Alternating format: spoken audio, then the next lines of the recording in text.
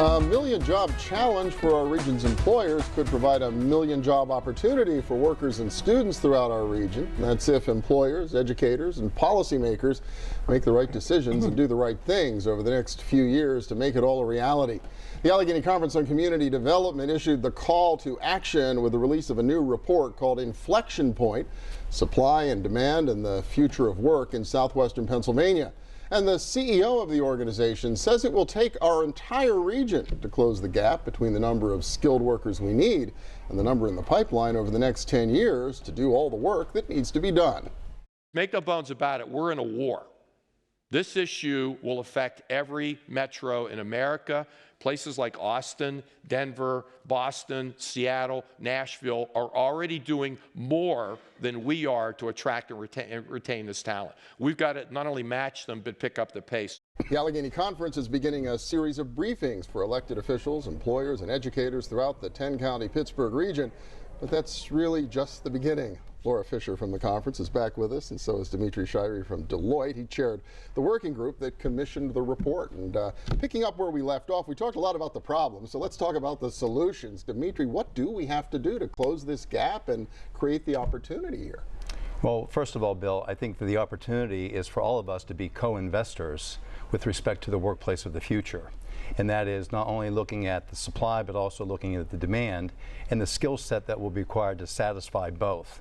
And with that said, when you look at this region and what we have the opportunity to do, we like to adopt the acronym of ERA, and it doesn't stand for Earned Run Average. We're talking baseball here, or no? Baseball. I think you have a different idea. No, right? We're still talking labor supply and labor force and labor demand. But ERA is really about elevating, retaining, and attracting the workers of tomorrow. We need to elevate the current skill sets and the competencies of the workforce that we have in place.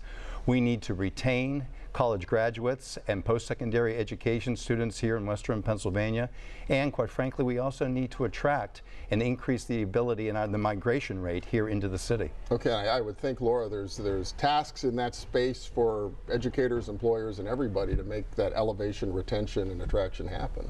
Absolutely. This is clearly a set of issues that requires everybody to come together. And I think it's an opportunity to try and scale some activities across the region that we haven't had the opportunity to do before. We have a lot of schools, both secondary and post-secondary, that work with business, but we have a lot that don't.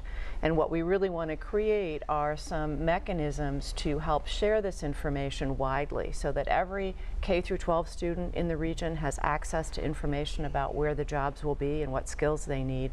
And for our college students, the 40,000 or so we graduate every year, we want to reach them earlier in their college career before they've chosen a path of study or a major, to help them see what the opportunities are here, to sell Pittsburgh in the region, and to make sure that they know what skills they need to be employed. Yeah, you know, on the college thing, Dimitri, I was surprised. We don't retain as many college students as I would have thought we do. On average, Bill, we only retain about 50% of the college students that graduate from the 61 post-secondary institutions here in the 10-county region. So there's a lot of room for improvement. If we keep more of those kids, that really helps to meet the demand. There's a lot of room for improvement. And you know, the other interesting thing is that when we were going through the study, one of the questions that came up was, okay, so who's responsible for ultimately ensuring that the workforce of tomorrow has the skill sets that are needed? And you know, there are some individuals who will say, well, that's the responsibility of the employer.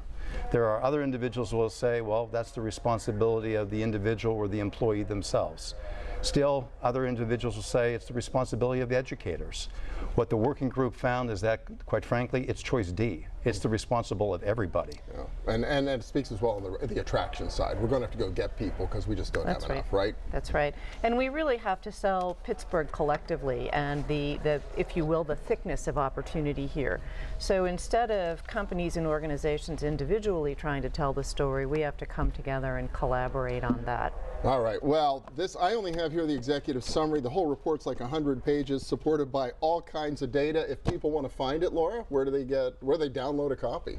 AlleghenyConference.org, and what's important to know is all of the report is there as well as all the data tables behind it. So people who are interested in really looking at the numbers can dig in and see all that data. Very good. Well, congratulations on both of you to bringing this to everybody's attention. We really appreciate it. Thank you, Bill. Thanks, Bill. And next up, our region needs people, not just to do the work that needs to be done, but to provide leadership too. And we'll see how one new initiative is creating leaders and building a community at the same time. Stay with us.